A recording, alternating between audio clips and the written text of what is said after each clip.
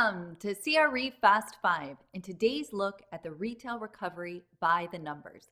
I'm Carly Iacono. It's a data-rich episode today meant to give you the stats and facts on where retail stands today so you can make the best investment decisions. Note that today's data is courtesy of our CBRE Econometric Advisory Group and includes all non-urban retail over 1,000 square feet. The data is pulled from Q4 of 2021, as there's always a bit of lag time in data reporting. All right, let's jump in.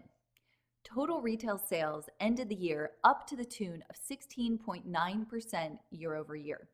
Clothing and accessory sales were the big winner with a gain of 48%.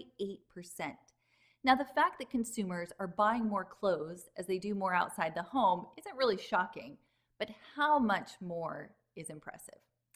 The next winner was food service, which increased by 36% year over year, fueled by the easing of dine-in restrictions and, of course, widespread vaccination. Gasoline sales was the third category with a notable jump at 37% year over year in Q4. Now, this was less due to changing consumer habits like clothing, although we are on the road more now, but it's really more due to inflation. Next, let's move on to net absorption. In case this is an unfamiliar term to you, net absorption is the sum of total square feet that became physically occupied in a certain time period minus the sum of the total square feet that became physically vacant during the same period.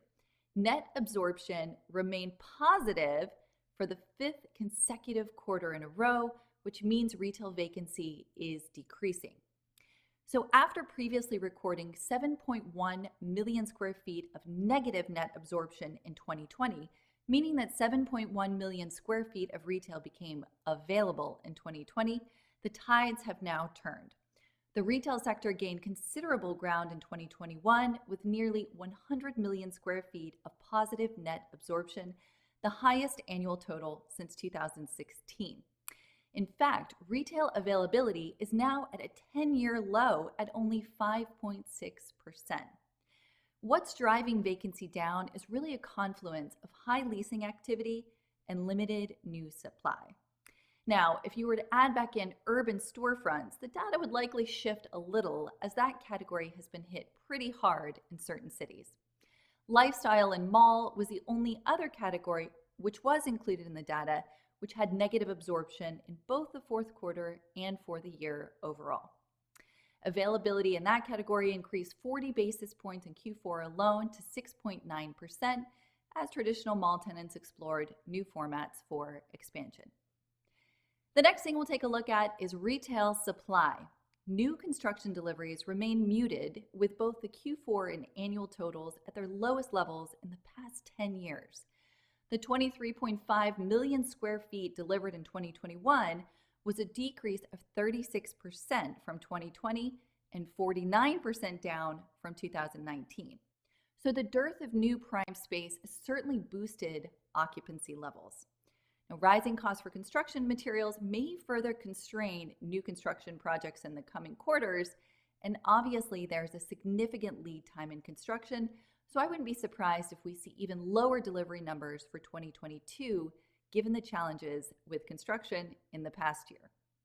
Now, this ongoing lack of supply is fueling our next topic, the rise of retail rents.